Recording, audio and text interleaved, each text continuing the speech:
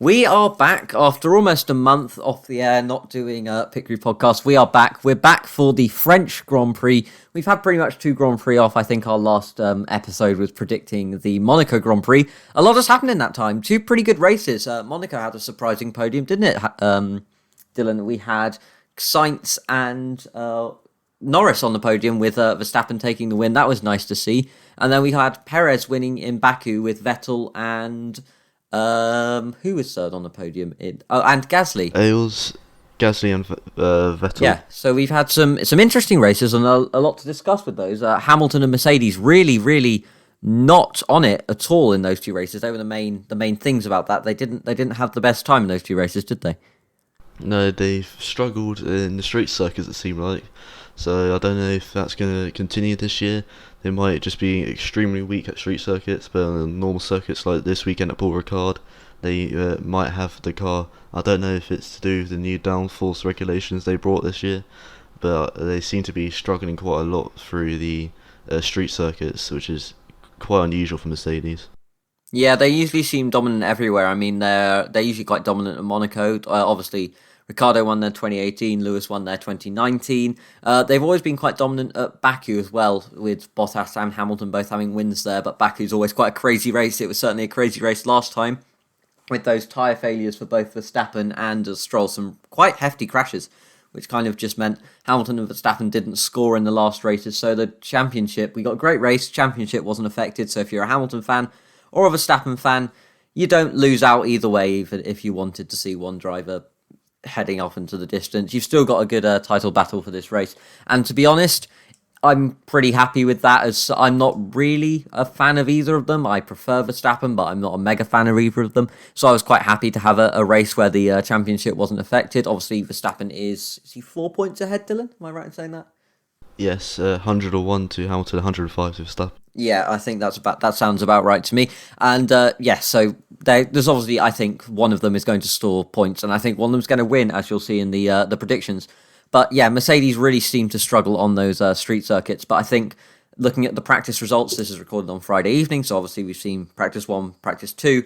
They do seem to be right in the mix with Red Bull and Ferrari and Aston Martin, who both had quite strong showings back in Monaco, with Leclerc taking 2 poles due to red flags, and Vettel having some very strong races, one with a podium. They do seem to be back to their pace previously, with them being down in the latter half of the finishing, and Mercedes being right up there, don't they, Dylan? Yeah, they do seem to be up there with everyone else, which is good to see for a change. Yeah, it's good. It's nice to see that Mercedes are back out there, because we don't just want a one-horse race, even if it is Red Bull and it's a bit of a change. We don't want a championship that one team runs away with, do we? But Hamilton has actually swapped chassis with Bottas for this weekend, but I don't think it's affected Hamilton at all. He doesn't say it's made him any faster or any slower. It's made Bottas a bit more happy. I think he just feels it's a bit more stable. But I don't know why. If Hamilton isn't complaining of issues with Bottas's, is it Bottas, but Hamilton wasn't any faster with his? So it's a bit of a weird conundrum there, isn't it, Dylan? Yeah, maybe as you said, Bottas might just feel that it's a bit more stable than the chassis he previously had. So I don't know. It is an odd one. So because Hamilton still is on the pace after switching, just Bottas seems to be happier for some reason on the new chassis he's got, as shown in practice, topping number 1 FP1 and getting second in FP2. Yeah, I wonder if it's like a psychological thing. You know, Hamilton's been doing so much better, so if he gets his chassis, he feels happier in the car, and maybe it doesn't actually make a difference, or he's just happier at France, and Mercedes have sorted out the technical gremlins Bottas has been having. And also Perez, he won last time, and he's looking strong. He seemed to have settled into that Red Bull, and would you say that Red Bull have found the driver they need in that second seat, Dylan? Would you say they found that consistency?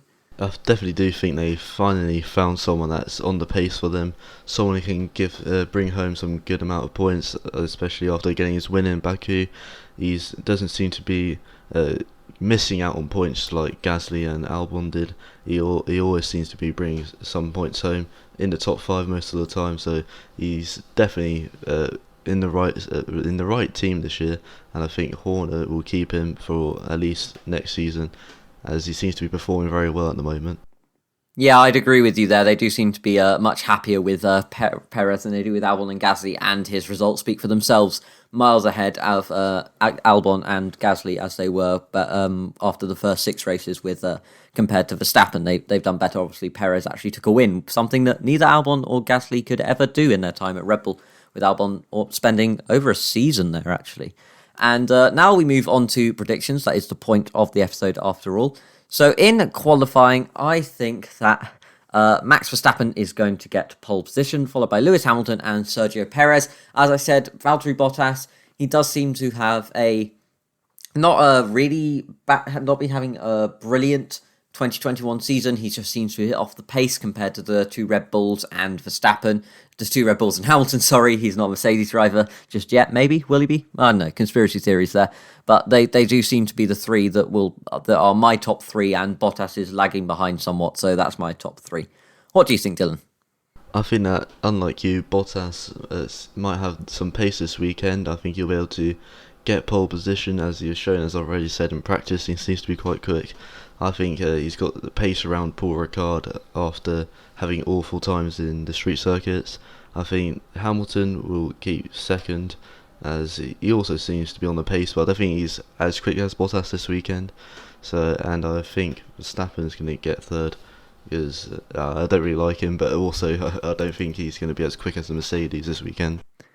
Yeah, I can see that happening. Interesting. He's like, I don't want Verstappen to get pole because I don't really like him, so I'm going to put him as low in my predictions as I can, with being fair to him and his performance in that car and the level of talent that he has, because you can't deny he's a talented driver, like all of them, but he seems to be incredibly talented. Yeah, I could see Bottas getting pole. He, as you said, he does seem to be a lot more comfortable this weekend compared to the last few races, so yeah, if Mercedes pulls something out the bag, they just get a better setup, better strategy. It's quite windy at Paul Ricard, so if Bottas gets a good lap, then maybe, yeah, he could take pole. And now moving on to the race predictions. In the race, I don't think anything's going to change. We haven't mentioned it yet, but Paul Ricard, it's a track it's got a bit of a reputation of being quite boring. It's a good testing circuit, quite fun to drive in the F1 game. The drivers do seem to like it, but in the race, it really is quite dull. The 2019 Grand Prix was so bad that people were like, is this the end of F1? It's got so boring. It was quite bad. Lewis Hamilton led every single lap back then, and he just won it. There was quite literally nothing interesting. If you look up the race highlights on YouTube, they are a lot shorter than the official F1 highlights are. Usually, I think about 5 minutes. So I don't think any changes will happen. I think it'll be a bit of a boring race. I have heard that some interesting weather is forecast for Sunday, but I don't think that'll happen. I mean, it seems quite sunny, especially today in Paul Ricard, so I don't think that rain's going to come off. It always seems to have a way of avoiding the F1 circuits in the past couple of seasons, so I think no changes for the top three: Verstappen, Hamilton, and Perez on the podium. Dylan, what do you think? I think Bottas is going to lack race pace, as he seems to be doing again previously, so I think he's going to drop down to third after Hamilton. I reckon maybe the first lap, first corner, Hamilton will come through to get into the lead and hopefully win the Grand Prix, and Verstappen will be trailing him through the entire race. Maybe he might get the win, but I think Hamilton will get the win and Verstappen will come in P2, as he does seem to have a better race pace than Valtteri. So those are my predictions. Yeah, I could see that happening. As we've said, Hamilton and Verstappen, they are our two title protagonists of this season, and a brilliant battle between either of them. Would be nice to see that title battle ping-ponging back between the lead, between either driver the whole season long. That's certainly what I think most neutral fans would like, and even fans of the respective drivers involved. I think they would just like to see their drivers, having a great battle with another driver, and if they want to see them come out on top, that's up to the individual. And yeah, I can see Valtteri Bottas coming in third. I mean, we have talked about his lack of pace over the last couple of races, and Verstappen and Hamilton, as I said, they're the two title protagonists. They do seem to be a head and shoulders above the rest almost. So yeah, I can certainly see that happening. But obviously, that's all just predictions, and we're going to have to see how it turns out on Sunday. But for now, I've been Ed. And I've been Dylan. Bye-bye. Bye-bye.